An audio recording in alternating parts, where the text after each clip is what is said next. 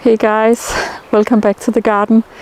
We have rain on the horizon finally, so I wanna, before that hits us, hopefully lots and lots, generous rain please, I wanna take you on a walk through the food forest, and I'll do it slowly to see some of the insects and some of the flowering and some of the seed heads.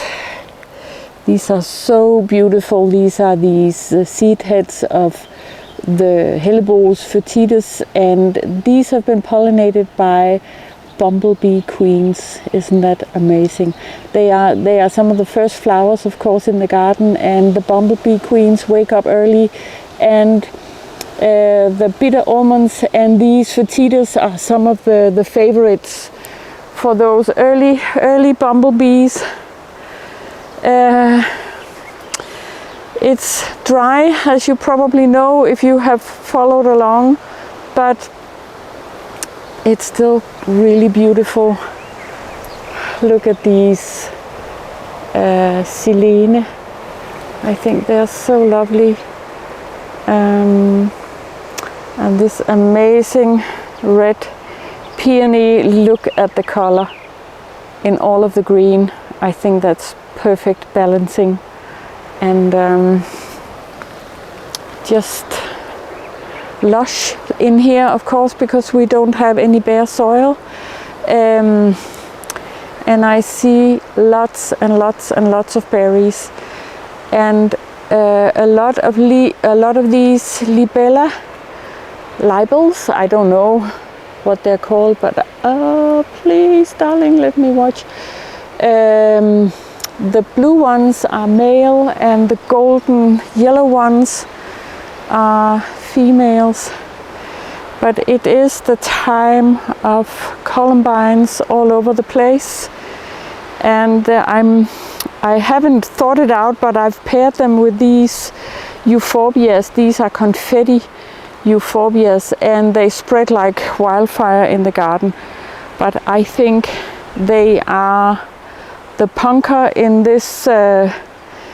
this system right now, and I really enjoy this orange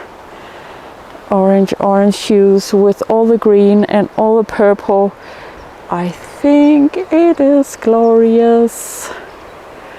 But all the different columbines are out. I hope you can see it like this. So now we're in the center of the spiral, in the center of the food forest,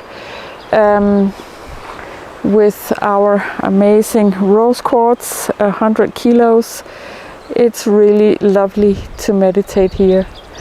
And the first edible, not the first edible flowers, but the first edible daylilies are out. These are always the first ones, and then the orange ones and the other varieties come after that. So that's lovely for the salad bowl. I also wanted to show you this. This is the monkey's bottom Mispel Royale. And I want to show you the beautiful simplicity of these flowers. You can kind of feel how they look a little bit like roses, white roses, and it is from the rose family, and it has loads and loads and loads of flowers this year, so I'm hoping for a lot of delicious fruits for the autumn. What else can I show you? I hope you can sense how beautiful it is. I also wanted to tell you that I'm using this Merlin bird identifier app. I'll put a link in the description below, and now I think I'm over 65 different species of birds that are living in or around the garden, and I think it's a testament to the power of diversity, how it just attracts more and more and more, and also seeing how many insects are in the garden, and of course that attracts birds. And also because even if we've had like windy 10 days, actually there's always kind of quiet enough in here with all the windbreak from all the trees that any insect can forage and breed. So I really do see that as a part of what's going on. These are slangehoved. I don't know what they are, but I'll put the name in the description as I always do. It's called snake's head, but that's not it. Let me see if I can find a way to cross over without hurting too many plants. But I do think this purple look from these slangehoved, and this of course is comfrey officinalis, medicinal comfrey, and then looking at the columbine and the silene and all the greenery, that's just amazing.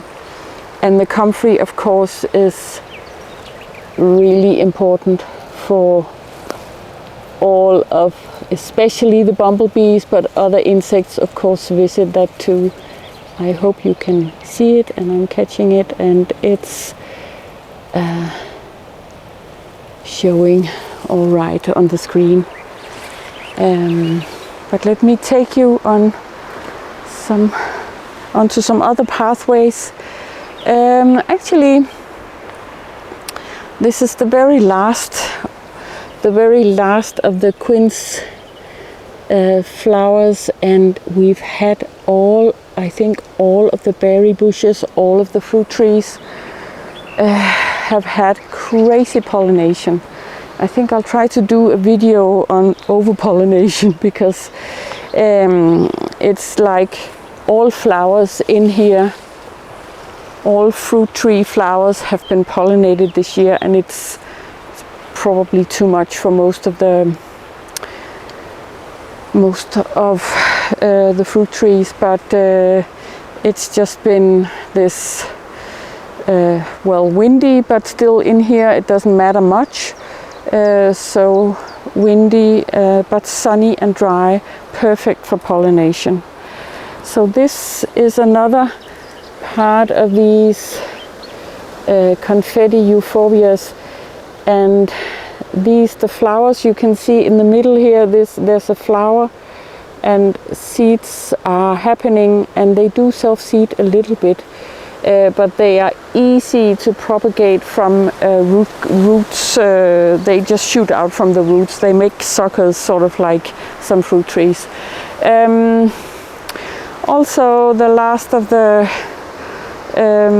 sweet Sicily, delicious seeds in the salads, and the flowers we still eat of course while they are here. And also it is a couple of weeks I think to the great flowering of all the roses. I can't wait.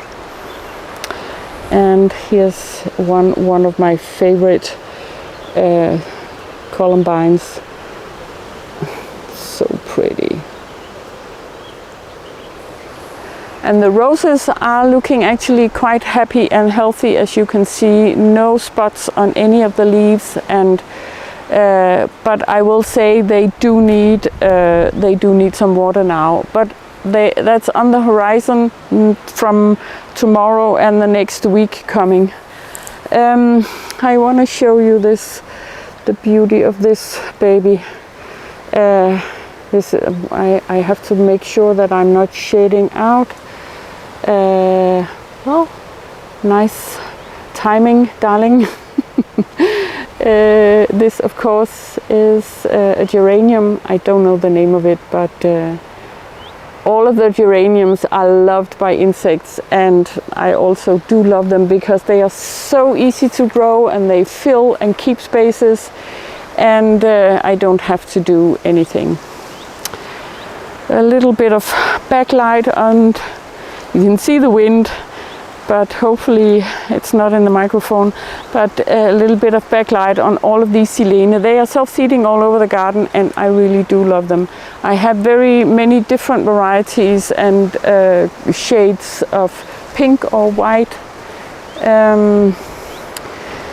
Also this patch of lamb's ear. It's going into flower in a couple of weeks, but so beautiful with this light green, gray green color among all the other greens. And as you can see, the huge old Crataegus trees are in complete flowering, covered in flowers, and they smell so amazing. I wish you could smell this. And this is paired, of course, with this. Ooh, what is this? Rønnetræ. I know what it is, but I forgot. Maybe it's coming later as we walk on. They smell amazing also. Actually, this used to be a Saskatoon, but it had been grafted onto this Rønnetræ, and now I have the Røn. It's okay. And then in here you will see how many berries. So many gooseberries everywhere this year. So many black currants, so many red currants, so many white currants. It's crazy, guys. And this, I forgot also. I forget everything. I'm sorry, guys. But it's the beauty that matters. This one has edible flowers, and it also has a delicious smell. So when we walk down this pathway, it's just smelling so amazing. I'm hoping I can get a close-up on some of all these amazing libelles that are in the garden this year.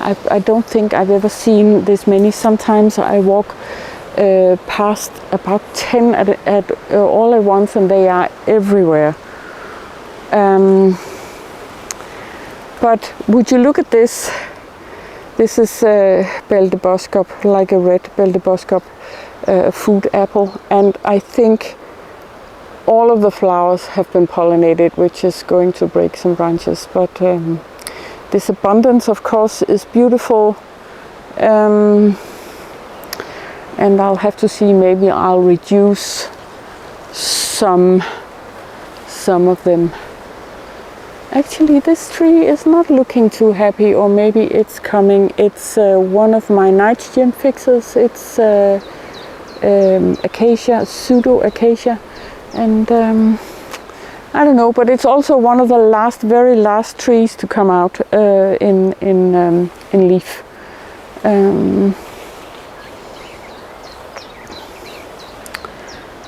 And the first roses are here. Yes, I think this one is Rosamundi.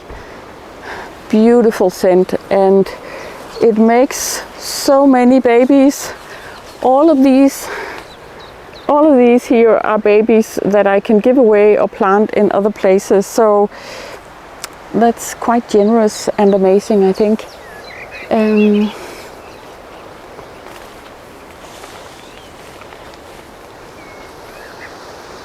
Let's go this way. Oh, here's another self-seeded Crataegus. I want to show you because I think it really is such a lovely, lovely flower. I think the simplicity of the flower is just exquisite. Just so exquisite, and it's loved by so many different insects. And maybe if you can see it, this bit here still has some rose or some pink on the flowers because they have apparently opened last. But crazy flowering. and the smell is amazing. Lots of flies visit this, lots of bees also, but here's a fly. I just saw another wild bee, but guys, this diversity, this makes me just happy all day long. I wanted to show you also, I mean, I want to show you, look at this, the rows here and the rows here. I mean, they look so healthy. I haven't watered, I haven't fed, I haven't done anything. They are just existing in the garden along with all of the other beings that live here. This is the gonorrhea this year, and I'm really happy it survived the winter very well, and now it just needs some water, and I think we are going to have some giant leaves. I haven't actually eaten any of it, but this year I should try. I keep telling myself, but yes, I will.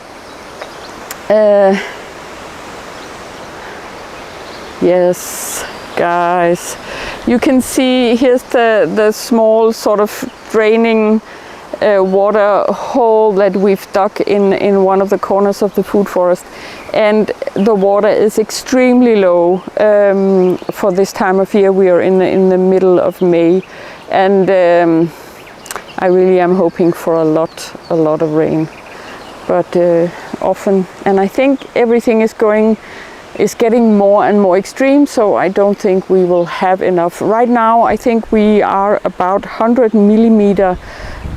We are lacking around 100 millimeters of rain, and we are looking at maybe 15, but anything is better than nothing. So this one is actually quite invasive also. It's a high bush cranberry, and you can see actually the leftover of last year's berries are still hanging here, and they are dry, and I tried eating some of them, and they actually have quite a nice taste still, almost like fruit leather, but they are invading and self-seeding, and I'm gonna take some of them and put in some of the windbreak that we are making in the new butterfly garden, but I am trying to reduce it. It's taking up too much space, and yeah. Again, with the pollination, you can see here we have lots and lots and lots of peaches on this tiny tree. That's quite amazing. I have another 3 or 4 peach trees, and they all have lots of peaches this year, so that's delicious, beautiful. I think this area is also looking quite amazing.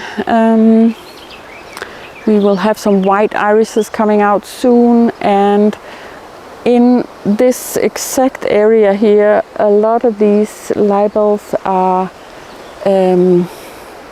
resting because no wind is here, and I think they like that. But I don't have any luck. Maybe another day I can show you, because they are really gloriously beautiful. And oh, there's another kind, a small blue one. I hope you can see that one. They are easier to get on camera. I hope you can see it. So many beings live here, guys.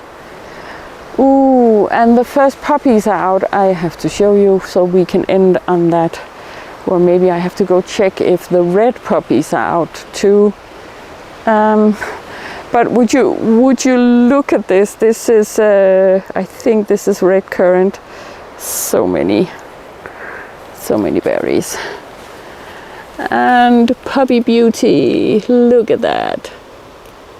It's poor puppy. It's underneath this Nepalese pepper, but it's still flowering. Let's go and see if any of the very red puppies I have opened up too. You never know. Might be if I can pass this rose. You see how many